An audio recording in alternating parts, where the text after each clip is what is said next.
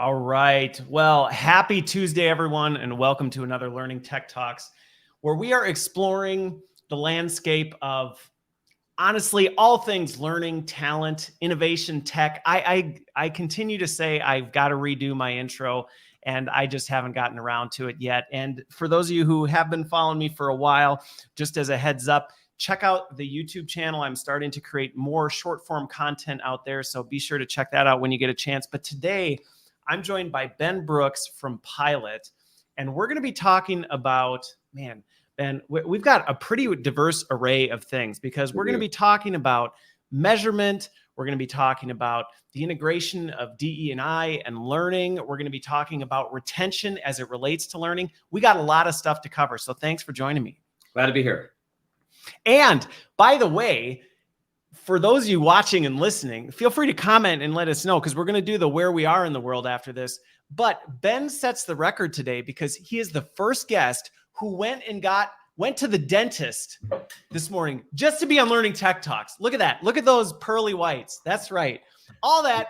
And that, just so you know, that is not a requirement to be on the show, but this is just the kind of guy Ben is. He's setting a new standard. So putting my best molar forward, right? You know, that's right. Yeah. That's right. I love it. Well, so for those who might not be familiar, where are you in the world right now?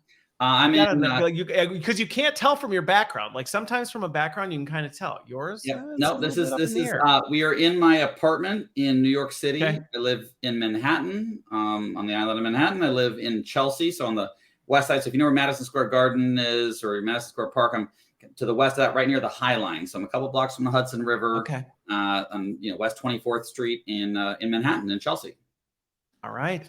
Well, there you go. So we got that piece. So you're probably dealing with, is it starting to warm up for you there? Because I'm in Milwaukee. Everybody knows that. And it's been cold, but now we're kind of 40s, which to me is warm for February. I mean, that's like toasty. Well, we had a Arctic chill and I think like -30 wind chill or something this weekend, but I escaped for the weekend with perfect timing to Denver to see my nephews. So avoided that. But New York, we had 32 days of record temperatures in January and February. So like highs or lows? Highs. We've had it was like 50s most of January, and we finally got our first snowfall February 1st of the year. The latest time we've had snow since 1869. Okay. I'm a weather nerd. So look at you. You're just not only did you go to the dentist, you were just filled with facts on the I follow a sassy Twitter and Instagram account about the weather that puts like a mood and a vibe and feelings about the weather and what your psyche is going to be. And it's very opinionated about what's happening sort of from a barometric pressure perspective, you know? Well, I suppose then that would explain. I have a friend who I think follows a similar one, and it is very sassy, and he also knows the weather very keenly because of it's very memorable for him. So, well, it's a little like HR and learning. Could be boring, or you could make it really engaging and fun. You could make it really fun. Yeah. Right? See, we just took the how's the weather conversation to a whole new level. Well, you got a nice Zen thing going on with the background though. I like it. It's very calming. I try to have that, especially from coaching or webinars or talks that I do. It's like, I may be in a crazy bustling city, but it doesn't mean there can't be serenity at home. Doesn't mean that you're not in a peaceful state. All right. Well, so for those who may not be familiar with who you are, tell me a little bit about your background, kind of where did you get your start? Because now you're in this space, and that can kind of transition into what is Pilot, because obviously this is where you are now. So what was the journey to get there, and what is it that here is? So my career has been Z-shaped. So, rental car business, defense contracting and spy planes, management consulting, Lean Six Sigma, black belt, aviation. That's an interesting background. I mean, you got a secret agent thing going on. I had a Department of Defense secret clearance and all of that. So special badges we wore and all sorts, things, and can't talk about any of that. I'll be careful what questions I ask you. Yeah. Well, I'll just politely ignore them, or, we were trained by lawyers about how to give non-answers. Right. So, all right. Same training they give people in media, right? That's there's a Venn diagram. And politics. Exactly. And in management consulting, I'm gay, and I joined the company and moved to New York, and we didn't have a very gay friendly or LGBTQ friendly culture. And this was about 15 years ago. And so I got involved and co-founded our LGBT employee resource group, and we didn't even have one. And we had no ERGs that were global in nature for any demographics. And so that was my first time getting close to HR when I wasn't sort of in trouble or needed, a raise. So that was, my entry point into HR. And then I wound up doing a rotation, in talent management. I was at Marshall McLennan Companies and worked for the CHRO globally, and they owned Mercer and other companies like that. And just was like, wow, HR is actually really fascinating. I would have never guessed that I would find HR so fascinating. I was like, wow, the demand and the potential and the possibility seems infinite. And yet the supply of like good stuff and people isn't that abundant. And so yet a lot of people in the function want to do good. And there's a lot of commitment and really, purpose-driven people, but a lot of things that are misaligned for people to succeed in HR. And so I joined the function, became a vice president, then a senior vice president, and rolled out a lot of learning and culture programs. So built a social learning platform, an internal social learning platform that inverted the corporate university. And we had everyone be a teacher rather than everyone worrying about being a student. And so, that was a very wonderful thing. Leaders as teachers. Yep. There's the book called The New Social Learning we were featured in, and, won some awards in that space. And but we deployed it at a global scale, 100 countries, 25,000 people, 15 official languages, a lot of complexity, and a median age of 49 years old. So not exactly in an industry that was paper-based. So not exactly the most tech-centric population. And yet we had incredible results. And that's where I learned so much about change management, executive sponsorship, expectation setting, metrics. And then, I left the corporate world about 10 years ago, last month, actually 10 years ago to be exact. Thought I would get an HR job somewhere else, wound up becoming an executive coach. And then after building a practice, I just realized that coaching was so powerful, but I was really only working with people who are already really successful, kind of 1% income earners, later in career business owners, executives. And so the idea for Pilot was, how do we create maybe 85% of the efficacy of one-to-one coaching for 2 or 3% of the cost? And that was kind of we'll talk about what Pilot is in a second, but that was kind of I got into HR through diversity, wound up in a proper HR role, learned a lot about how hard it is for HR people to succeed. I have so much empathy and compassion for people. Crap on HR all the time. And, and I'm like, you have no idea. You're dealing with major complexity because you're dealing with people. And talk about the ultimate complexity is people. And so, so I think that's one of the hardest things. And yet the need for HR in 2023 is probably greater than any time in history. So that was kind of my corporate experience. And so as a vendor and a HR tech founder, very few people I meet have worked in HR that are vendors. I would say that is a very common theme. Yeah. And from your journey, I have no doubt, and we'll get into some of these as we talk about these 3 big buckets. I have no doubt, because I can share some more stories along the way too, that you probably took some lessons from the school of hard knocks as well along the way. A phrase my dad was fond of using when we were kids, and he said he got a graduate degree from that university. And there was a lot of sometimes the best learning moments with the steepest learning curve are the most painful, right? Ray Dalio from Bridgewater Associates says, pain plus reflection equals progress. And, I often describe it, when you think of learning in the color palette, you probably think of yellow. It's sunny, it's bright, it's warm, it's friendly. It's like a kindergarten or kumbaya, but then when you reflect on your life about the moments where you learned the most about maybe who you were and your values or how the world worked or who someone was in your, those were often sometimes the most high pressure or high stress or complex, or the most things were on the moments when you got kicked in the teeth. Correct. Just really took it. Totally. And so I think that's where part of what we're trying to reframe is that everyone, learning seems like something where we're going to go do enrichment and take a crafts course, which is fine. But in reality, often the most learning employees say, I want to learn and I want to grow. And we're like, okay, well, are you prepared to be uncomfortable? Because I think that's a societal thing that we're getting, because convenience is being marketed to us more and more. We are becoming softer and softer, and we're not able to manage our emotions when we're out of the patterns and the context that we know. And so when we get uncomfortable, we freak out, and yet, there's nothing. And we want to stop it. We're like, what can we do to stop the discomfort? Instead of going, no, how do we lean into it in a healthy way? Correct. So that it helps us grow. It's not that you should constantly be in pain, but how do you lean into it the right way so that it's actually helping you grow. Yeah, you can't be terrorized all the time. That's a psychologically unsafe sort of place. But to have these conditions to say, we're not talking about creating trauma for people. That is not what we're talking about. No, but saying, our employees, our executives, our managers, are they willing to tolerate whatever gets kicked up inside of them when they don't look good, when they don't know the answer, when they don't know how to do something, when they present something that doesn't get approved, when they get a bunch of feedback, when there's resistance. This is, you think of the change agent skill set. That's so much of the change agent skill set is managing one's own emotions when other people are upset. Because if you're going to drive change, even if it's change that everyone says they want, you will do nothing but piss people off. Yeah. So that's my little, well, it gives some background into where we're going with this. So then 10 years ago, you'd done all this and you said, I'm going to do it separately. Yeah. And what I realized is that I was buying millions of dollars of programs, technology, consulting, training, assessments from various vendors and providers.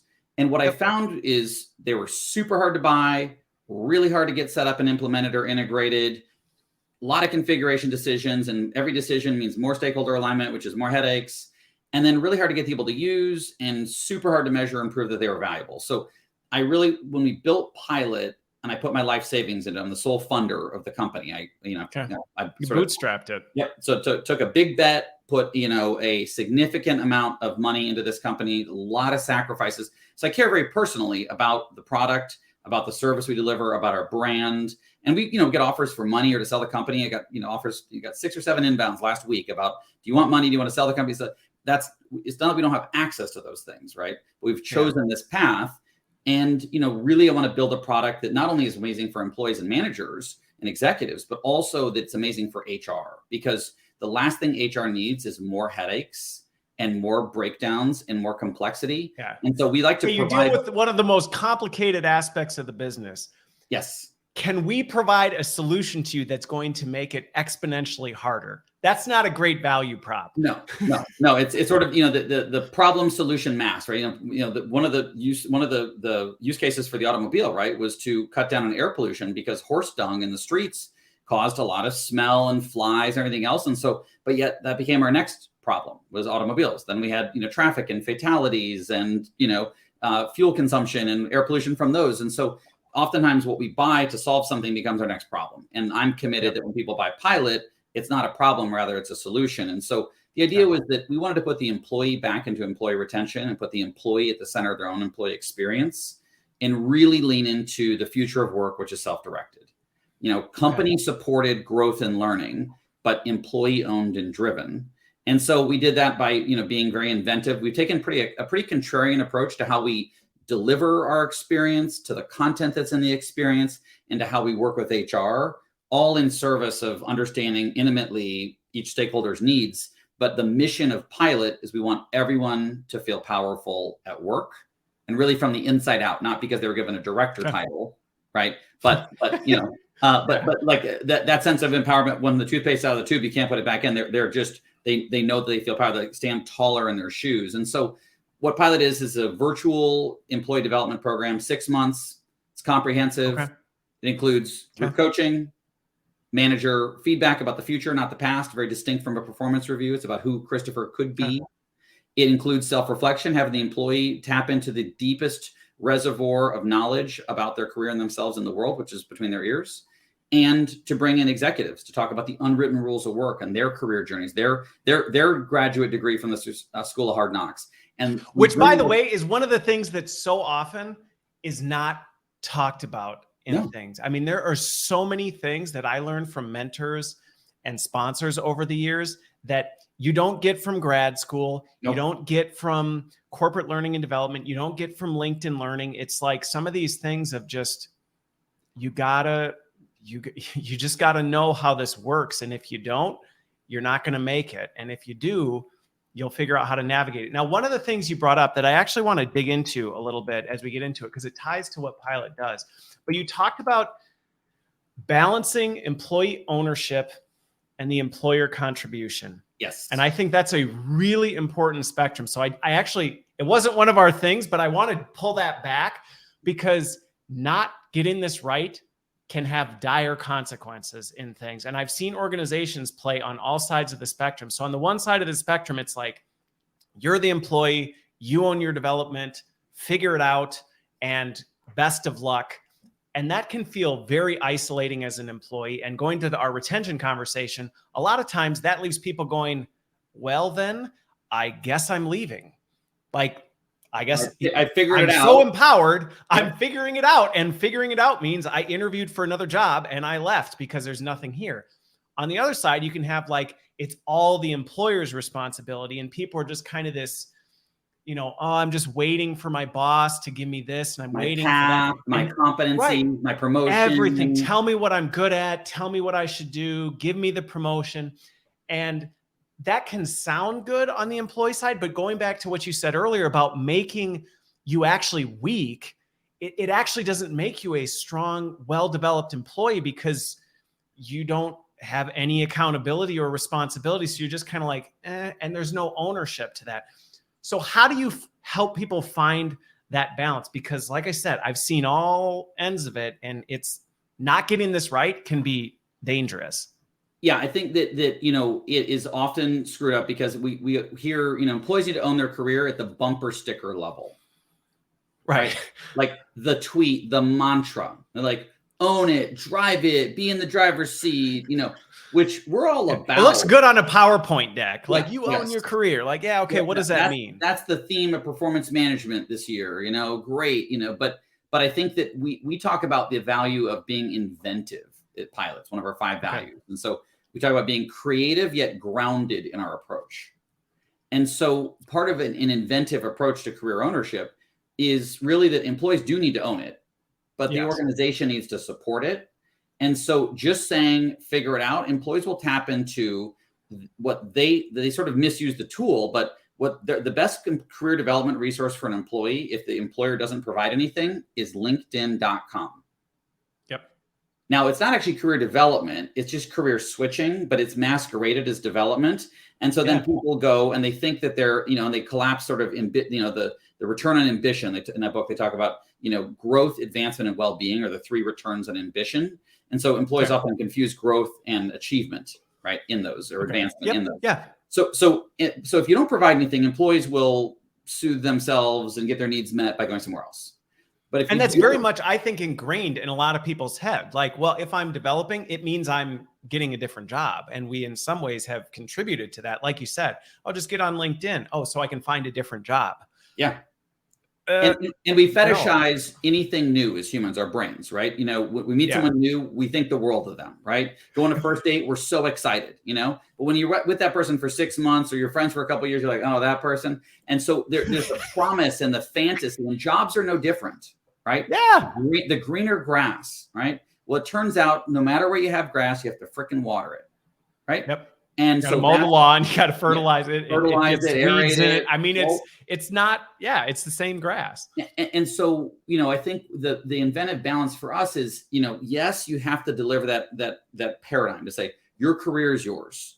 There's a secret menu in your company, just like an In-N-Out Burger or Shake Shack. There's a secret menu, and you can kind of have whatever you might want potentially over time in your career, but the employer has to support employees advocating for themselves, you know, employees making time for this, you know, employees, you know, being inventive in proposing job special stretch assignments and special projects. Because if you do the paternalistic model, like you said, the other side of that is, oh, you know, Christopher, here's your career paths, and here's based on, you know, automatically based on our HCM, here's the 3 things you could do, and you're going to be a corrections officer, or you're going to work in the cafeteria, or you're going to do, and it's like you took this quiz 5 years ago, and here's your, you know, here's your job path. And then employees go, well, I don't want that, or I don't like that, or I don't want to go get my MBA, or I don't want to get this, and it gets into this very no different than I think parents with children, that it's like, okay, here's what we're going to do today, or here's what you're going to eat. Or here's what we're going to do. And you're trying to get the kids' shoes on to get in the car. And that's the level of where we get mentally as adults between employers and employees when we have too much of a paternalistic model. When, you know, managers and HR become mommy and daddy, you know, employees show up as children and they're fully capable adults. So people will be as small as you hold them. So if you have too much of we'll tell you everything to do. And granted, there's certain industries that are super technical. You think of flying an airplane. United Airlines just created a pilot school. Yeah, that's not one you want to be like, just kind of like choose whatever you want, right? There are things, right seat, left seat, and you go, you fly this and you get your hours and you go to the regionals, and there's certain things, medical, there's certain technical things, right? So to caveat this sort of, I'm speaking kind of generally knowledge worker, kind of, salaried, office desk kind of jobs, right? But nonetheless, you have to support that, including, like you talked about, the sponsors and mentors that talk about the unwritten rules of work.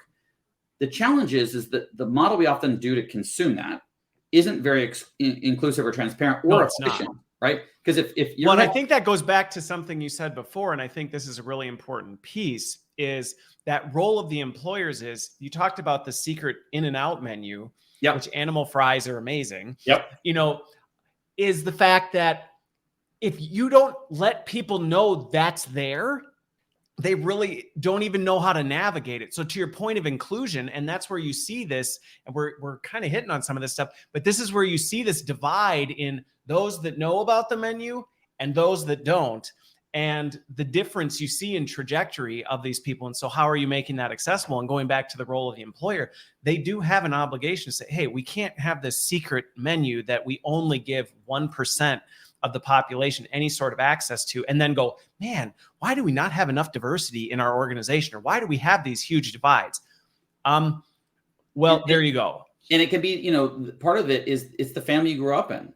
If you grew up in a family where you had a dad or a mom who was in the corporate world and knew how to navigate and knew there's a secret menu, you were out with your dad having a beer, going golfing or doing the thing. And then he says, well, tell your boss that you want to make more money, or you want to work on that client, or do this thing. And you get the sort of encouragement. And you may, but if you come from a culture where it was keep your head down, do good work, just do your job, be grateful for what you have. Like your parents may have been immigrants. You may have come from a developing country. You may come from different, cultural paradigms. Culturally. And so that's one of the things that we deploy pilot globally. We're in 5 continents, and we see such disparities. Self-advocacy, it's huge. Right? Speaking up for oneself is, Rich Feller at Colorado State University's research said the #1 determinant of satisfaction over the longitudinal arc of a career is the degree to which we advocate for ourselves. And you see a Grand Canyon between men and women and self-advocacy, right? When a man self-advocates, he's strong, he's getting these. Women is like needy or demanding or the B word or anything else. And so we've got these other lenses, and you take people of color, you take disability, you take, other things, LGBTQ, veteran status, et cetera. These are all things we have to consider. And so part of what we're doing with Pilot is we're saying, hey, instead of that one-to-one lunch with the executive for the person who works in Milwaukee at headquarters, how about how about the person right in Duluth that isn't at headquarters, or the person in Mesa, Arizona, who's on the front line, who's never actually even had exposure to these people? Yeah, the person in the contact center in Tampa that isn't going to ever be on a business trip to Milwaukee unless they get the coaching and development to advocate for the roles to do those things. So we have to think about smart ways to kind of scale and democratize the message, which is going to be specific to each organization, industry, culture, and it's much more the art of advancing a career rather than the science. The science we can do through processes and through systems, but the art is really through people, including other people of different demographics and how they've navigated those things. Well, and what's interesting, just even on this topic, because I had a recent experience with this just myself, is I had, again, I do a fair amount goofing around with my YouTube account, and I had done a short on, should I ask for a raise? Should I ask for a raise? And then I did a longer version of it on how do you do that? Like, what is an effective way to do that? And it was amazing because it was very interesting to watch the reactions to this, and even just seeing people's responses. No, you should never do that. The number of people who, and in my thing, I said, you absolutely should. Like, you absolutely should. And some of the people responding saying, yeah, but they always say no. Well, but that's a data point for you that if you're working for someone who, when you say, hey, here's my case, here's what I'm doing, I think I deserve a raise, and they go, no. Okay, well, that should inform your decision about what you're doing with your career. And is this a place that you want to be? Is this a person you want to be under? So even if it doesn't go the way you want, it's still a really important data point. But again, some of the disparity in even just perspectives based on cultural or socioeconomic backgrounds of even people, something that can seem so counterintuitive of, well, should I ask for a raise? That answer is not universal. People will not just say the same answer everywhere. No, and it gets back to discomfort. You know, people when they advocate for themselves generally want to have 100% batting average.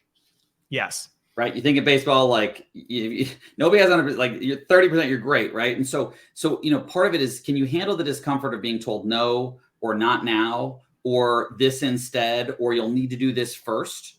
Because it may be to say, hey, here's where it's at, or we're going to explain your comp, or here's the things we need to do. And then you got a roadmap to do that.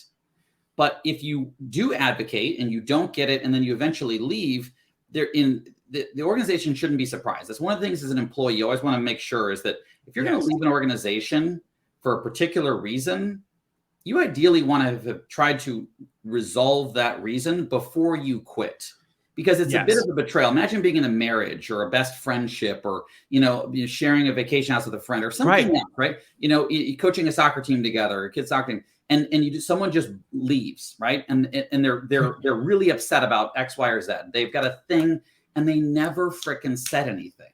Right? Yes. Most of the time it's solvable. But what we typically do is we just declare job bankruptcy and Looney Tunes style, blow it up with TNT and go to the new job.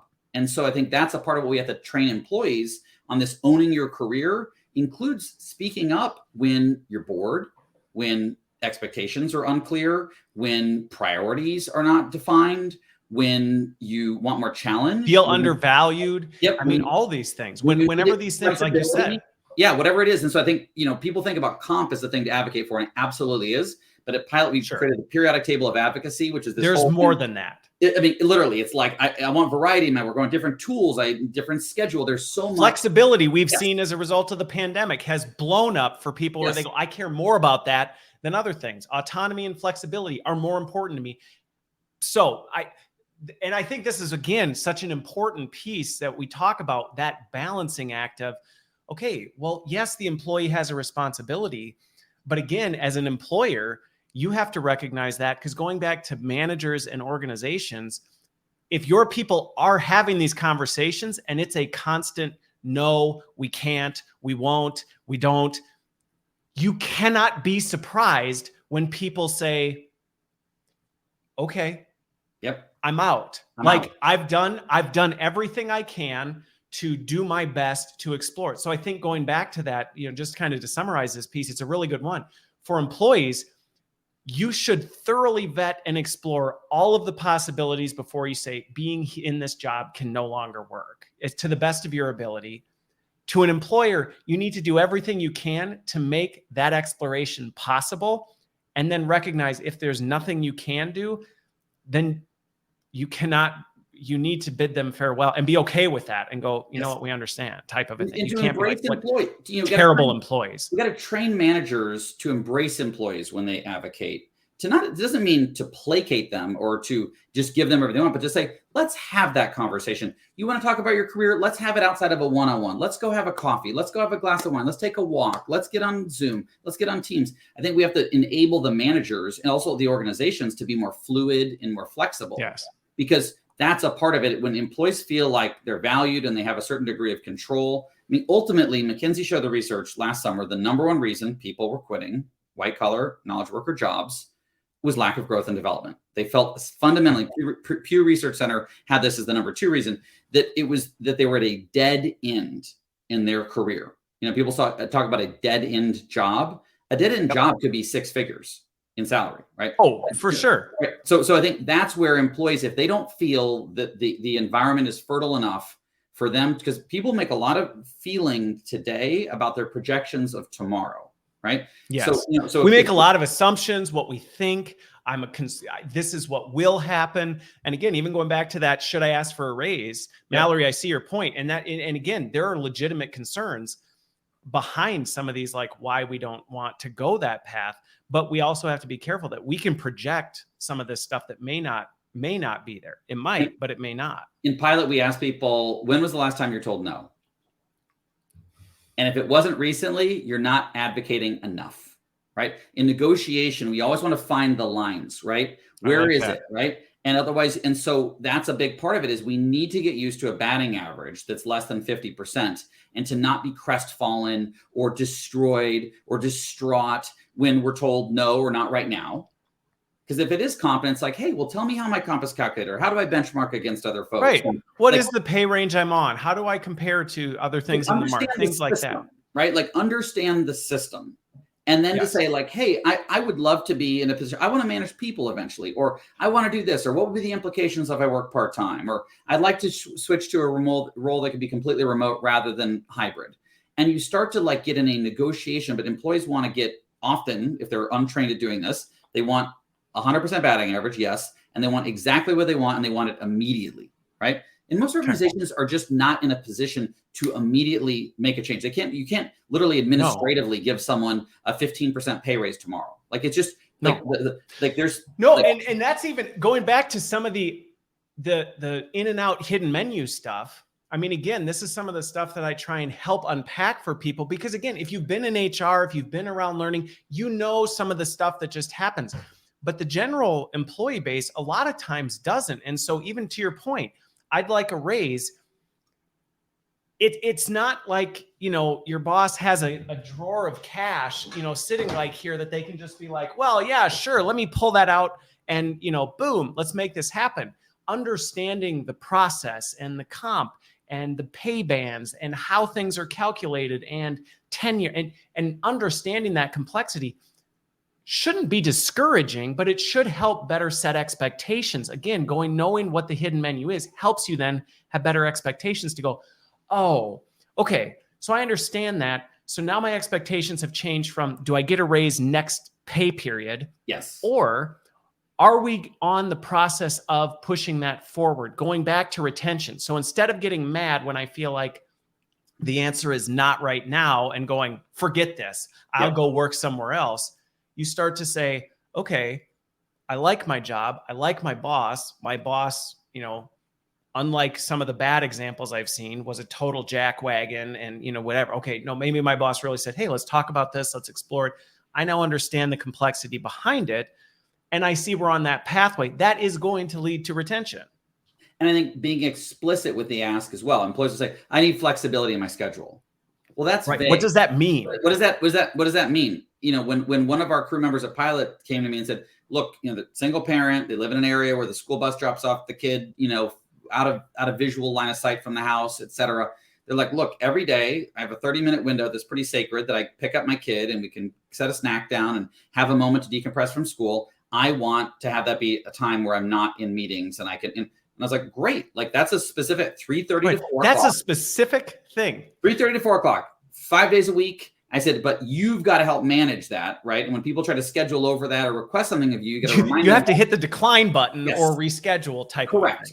Or ask to get a recording or, whatever it might be. And so, but that's a great example of a specific ask that unlocked so much more satisfaction for that person than a 5% or 10% raise could have ever done. Yes. Because every day they get to be with their child after school for this really precious window in their youth and to talk about their day and to be supportive and to help them process their emotions and to get them a snack and then put them to work on their homework. And then they come back to their desk and start working, right? But that's a thing that I, as a boss, never would know. I don't know where the bus drops off or what the kid needs. I don't know behind the screen. And I think this is the thing. I gave a talk last week on a book called Remote Works, and it's all about having remote work be effective. And I said, the bar for employees in remote and hybrid is actually higher.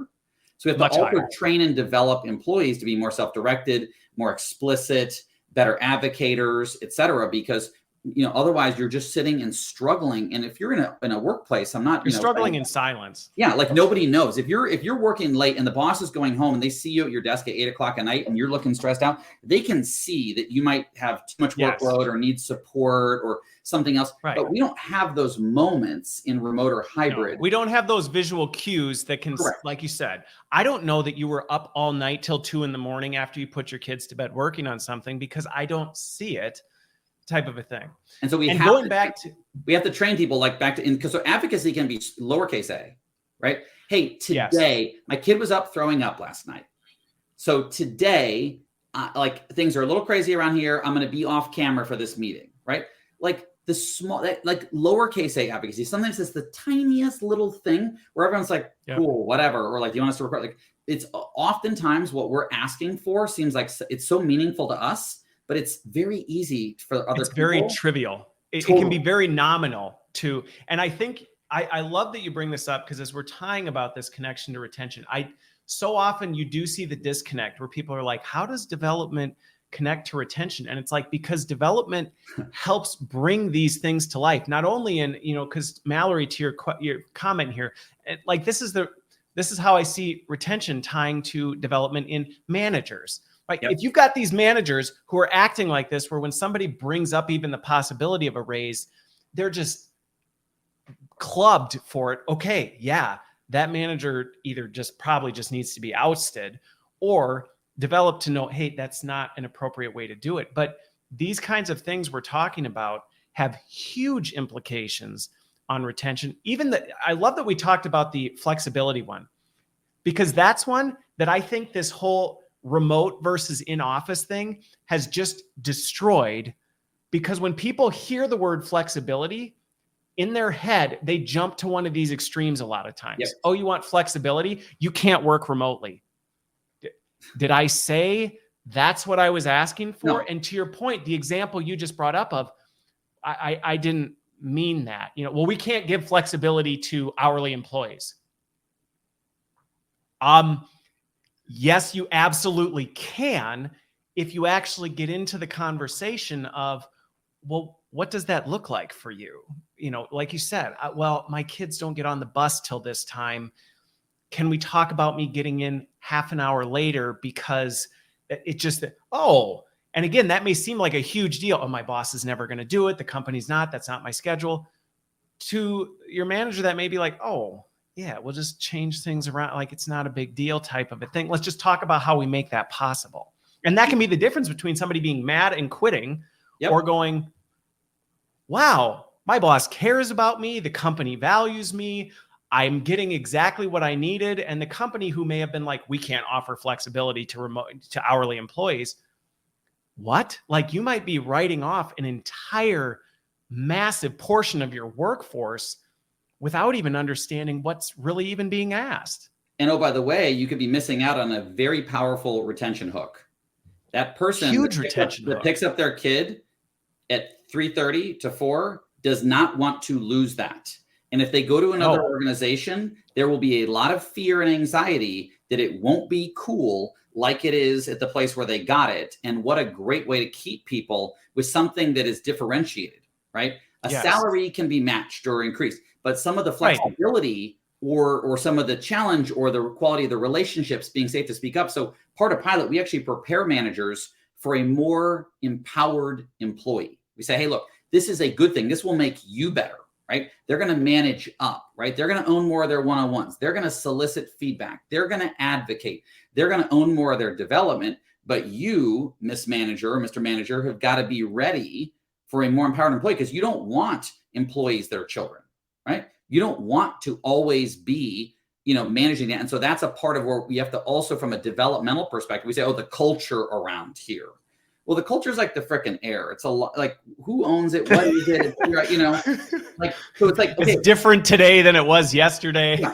And if you have a manager that would be like off with your head, if you advocate for comp, that's probably going to show up in lower engagement, in turnover or productivity or quality. And you should probably use your heat maps and your people data to say, do we have an issue where we need to train or develop this person or exit them, right? Or put them in a non-management position potentially, right? It's not always firing someone. Everyone goes to fire someone. No, right? Because the reality is, this is another big topic going back to the development.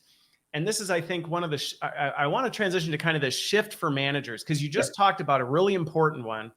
But I think this, I'm going to add to it. And then I want to talk about this whole manager piece, because I think this is really in many ways a linchpin for the success of this. The other one is to that point of, okay, so you may have someone who's just a terrible people manager.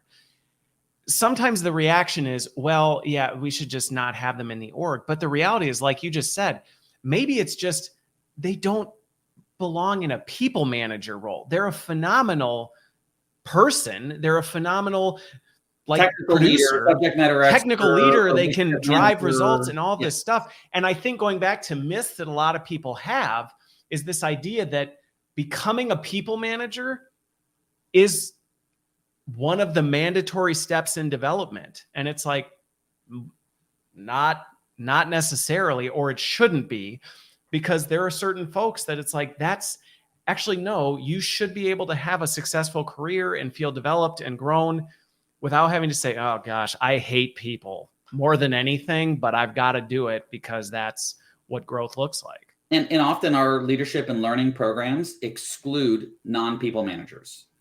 One of the most they often do. And so it's this big structural barrier where you're like, okay, well, this is just for our managers, and because they're having the impact and all this stuff. And like, I'm all about developing managers, but if your spans, I mean, if you're in an organization that has more than 20% of your headcount that is managers, you probably have a lot of overhead bloat, right? In general, typically your spans and layers, you're looking between, 15 to 20, maybe 25% of your headcount as managers. It means that 75 out of 100 people or more are not. And if you don't allow them to think of themselves as leaders, to think of themselves as managers of something, quality, schedule, relationships, timelines, whatever, you're missing out. You create these structural barriers, right? And again, diversity, we often have demographic diversity at the bottom tiers of a hierarchy, but how do we cultivate the pipelines internally? Well, if you never give them opportunities to develop beyond kind of technical skills or compliance or the basics, and you don't teach them about the secret menu, about advocating, about how they need to ask for feedback, how they need to manage up, partner with their manager, and you never kind of give them the keys to the kingdom, kind of the rules of the game, you kind of demystify and decode that, they will never actually get to that level. And then you're like, so it turns out that women just don't want to be directors. And it's like, no. This is not about their ambition, right? No.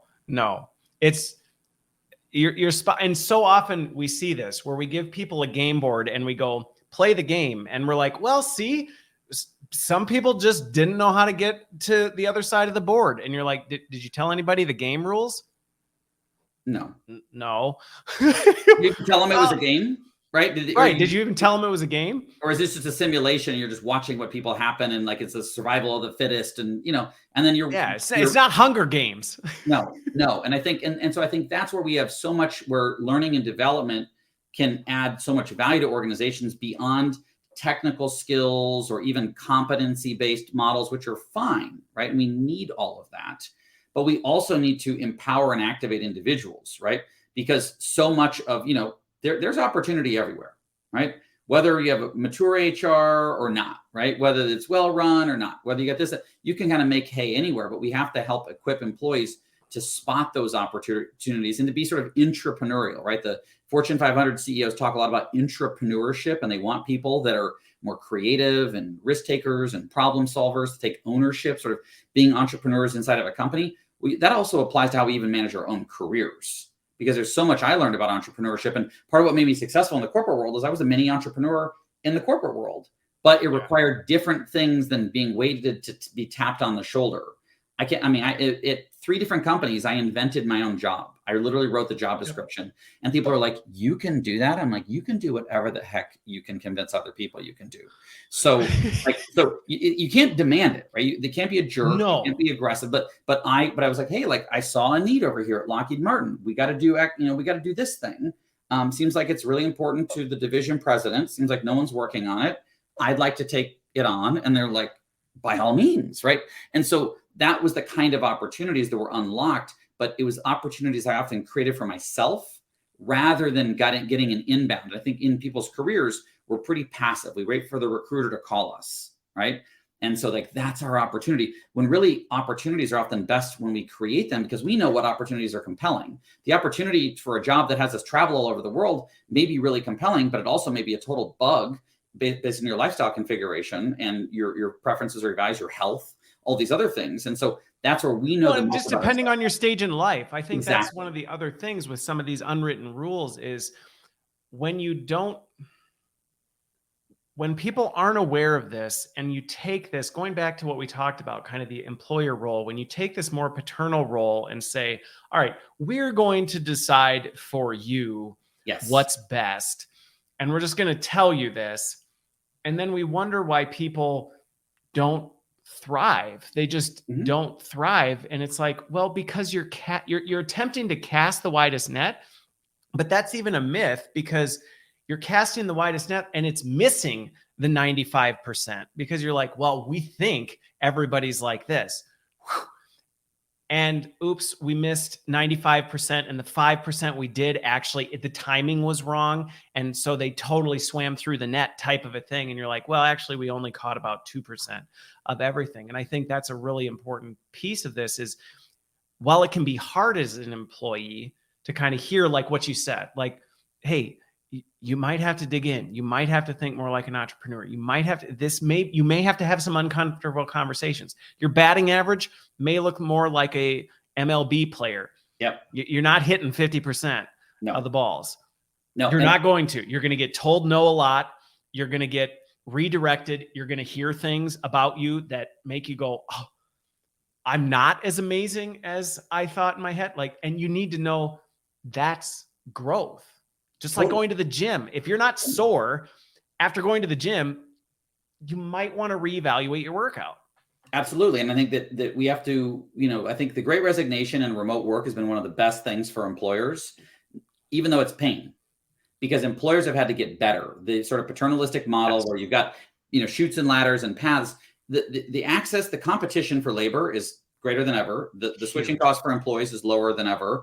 And the amount of information in terms of a functional market, right? Good information makes a market function. A labor market is a market. And so employees have a much better sense of what's available, comp, culture data, Glassdoor reviews, all sorts of social media stuff. They have a much better sense. Whereas it used to be, you lived in wherever, St. Louis, and there was a couple major employers, and you kind of looked at your options around, these are the 7 huge, Anheuser-Busch and Enterprise Rent-A-Car and Panera Bread, and we got these great companies in St. Louis, right? But these are my options. And in reality, those companies are going to have to also compete with, UPS and Home Depot in Atlanta, right? And American Airlines in Dallas, and, Quest Diagnostics in New Jersey and everywhere else, because they're going to have to compete, and that's going to make employers better.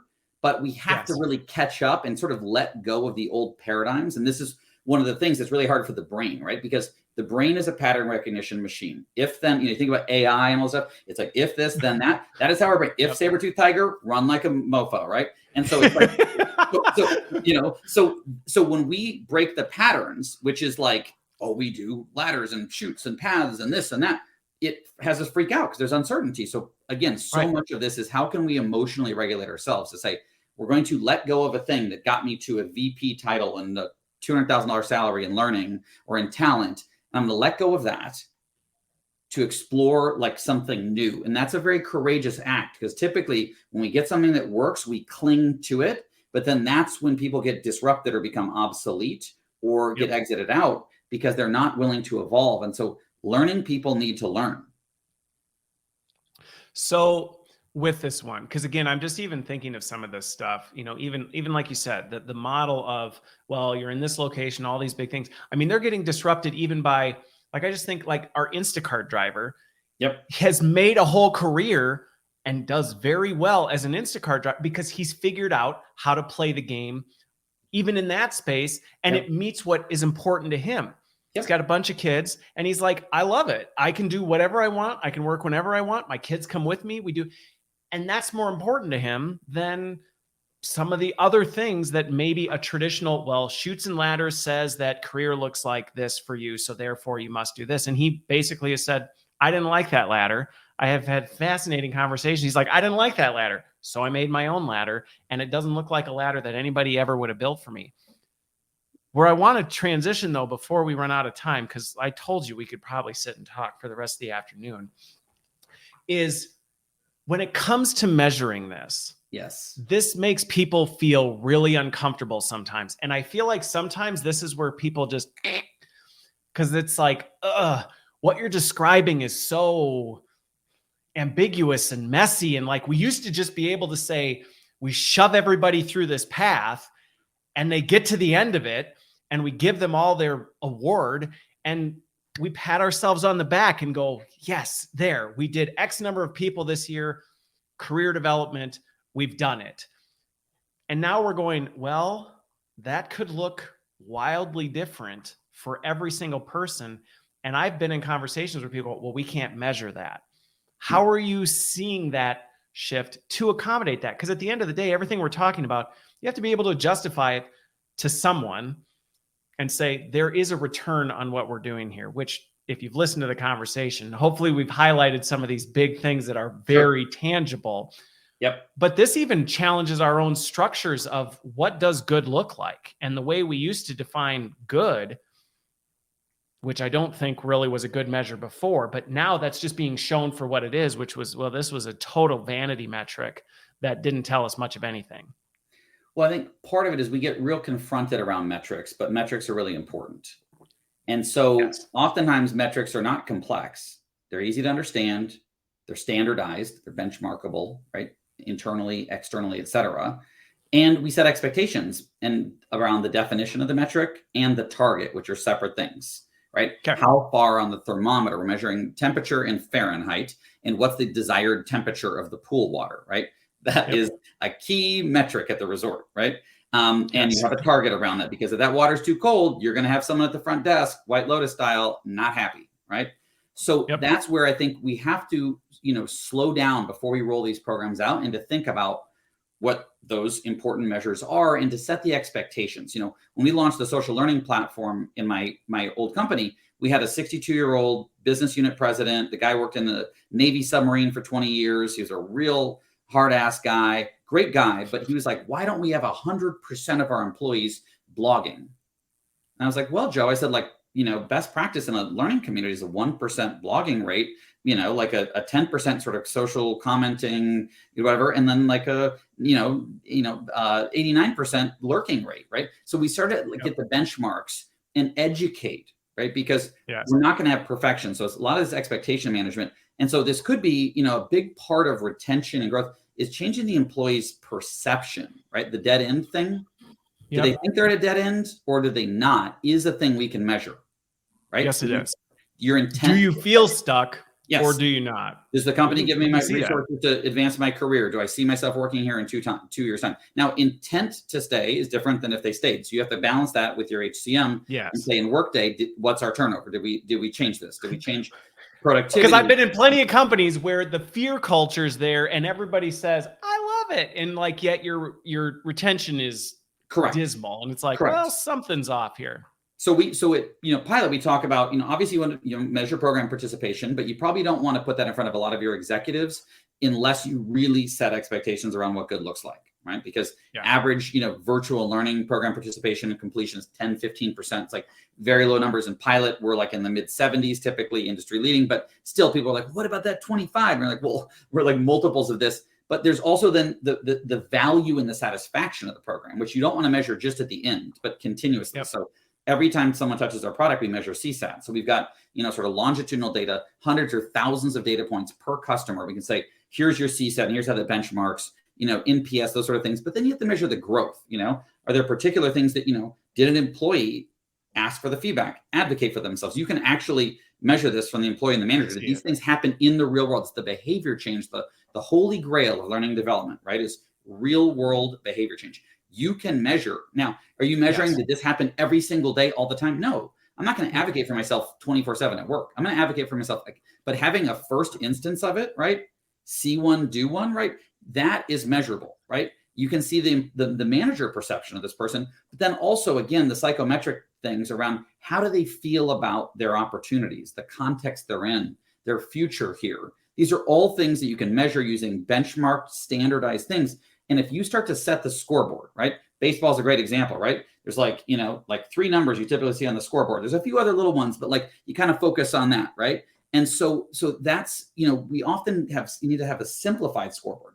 When we're showing a 16-page slide deck and this and that, or huge spreadsheets, that isn't analytics or insights or metrics. That is raw data, right? So we have to boil this up and say, listen, Miss CFO, here's how we're assessing these things based upon industry. We have to educate them in advance before we roll out the things. We have to define the metric. We have to agree on the targets.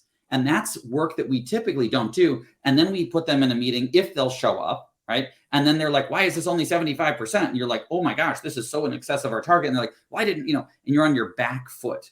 So this is where L&D, talent, diversity, HRBPs, all of this advocating for yourself includes advocating for the definition of success of your work.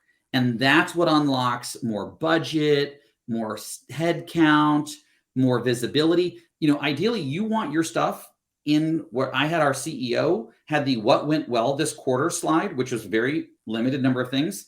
My L&D programs used to be on that slide for a $5 billion company because we involved him in the metrics and the expectation setting. And he was so sick of getting letters from HR, he wanted numbers. He didn't want a doc or a deck. He wanted a spreadsheet. So we met him where he was and spoke in the language of business for him. And all of a sudden his perception, we had other programs that were going well, right? But but they weren't the ones. Yeah, everyone, we had a bunch of good people. It wasn't like people were doing crap work, but the last mile of an L&D program, right, isn't completing it for the end user, right? No. It is packaging and synthesizing what went well, what we'd learned, what we'll do in the future, who we're giving this to, how is this connected to other offerings, how are we sustaining this, and then ultimately, what was the value prop of the biz case? And that's the part you really, as an HR professional, have to finish the swing. Because you can't just send out a survey monkey at the end and say, do you like it? And what'd you like about it? And what do you feel like your behavior changed as a result of this type of a thing? Yep. No. You need to be measuring all along. So it's not a surprise. Your financial forecast for your organization, you don't get to December 15th and go, wonder how our year's going to be. Like January 15th, you have a sense. February 15th, you were every month doing the books, you're doing a forecast, you're looking at reports. Your program should be the same where you're, the guesstimate, right? The forecast just gets more and more accurate. And as you get closer, you know exactly how this program is going. So it's not a big risk and you don't have anxiety and you can course correct along the way. Well, and there's two things that you brought up that I think are really important call outs on this measuring piece is, sometimes there's this tendency to throw the dart and then paint the target and be like, all right, we did the thing quick. Let's look at all these metrics. And then based on where the dart is, how do we use that to kind of paint some nice circles around where it landed to go, ta-da. And it doesn't work. People see right through it. And I think the other thing that you brought up that is a really important one is including people in these discussions to find out what's really important to them and doing that more on the front end of things to say, how do we make sure this is a success before we go into it? Because there is the tendency, like you said, with the 16 pages of information, yes, you need to collect a lot of different data points. Yes. But that doesn't mean you need to share all of those data points, because the risk you run is they don't know how to interpret that data anyway. And they're going to get laser focused on why is this one this? And you're like, okay, now I'm trying to explain to you why that is what it is and why it doesn't matter. And because in this situation, and you end up, like you said, you're on your heels defending yourself instead of saying, I've taken the time to understand what's important to you. We've talked about what expectations are. We've defined that. Yes, we're collecting all these other things so we can tell a really compelling story.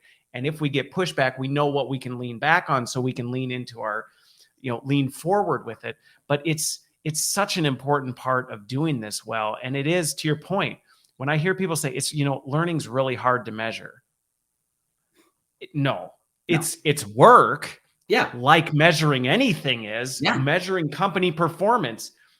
It's not easy, but it's possible. And anybody that said you just can't really measure whether a company's doing well or not, you'd laugh, you'd throw them off your board. You'd be like, are you kidding? What are you doing? And the same is true for learning. And you're operating a machine, right? So you're operating, a barge or a jet or, a race car, right? You're going to have certain inputs. And so you've got to figure out what those are. But this is self-advocacy for the L&D or the talent or the DEI or the HRBP professional, is aligning the expectations in advance. Because for your career, for your bonus, for your promotion, for your stretch assignment, for you getting to go to that conference, for you getting to try the new vendor, you want to create a pattern recognition of, we're going to do a thing, we're going to define what that is, and we're going to assess it. And we're going to be honest, because I may not always be able to deliver, but I'm going to say, hey, here's what we expected. Here's what we did. Here's how it turned out. And here's what we learned. Whereas there's often, here's what we're going to do differently. Exactly. Versus the bullshit soup of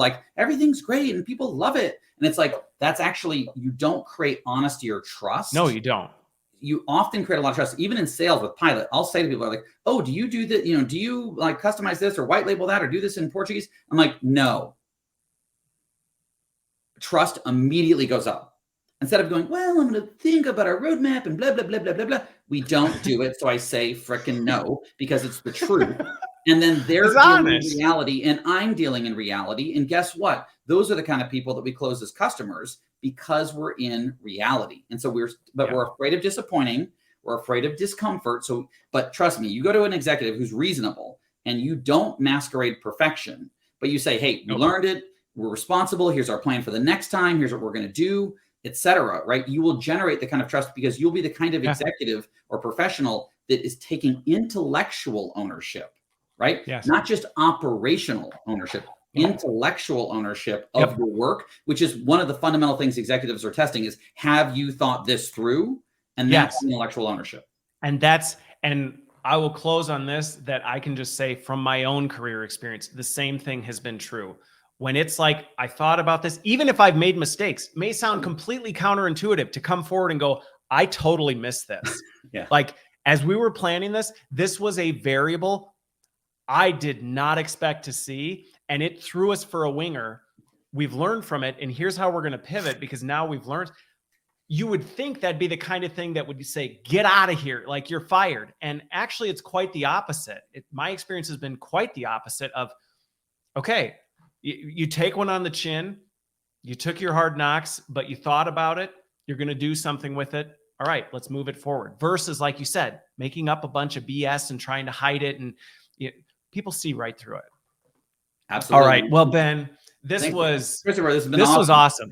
Yeah. This was great. I really appreciate you making the time. Hopefully everybody who watched and listened along the way, you'll get something out of this. And thank you for making the time, Ben, and for getting those pearly whites ready just for this event. And we will talk again soon. Thanks, everybody. And we will see you next week. Thanks, Chris.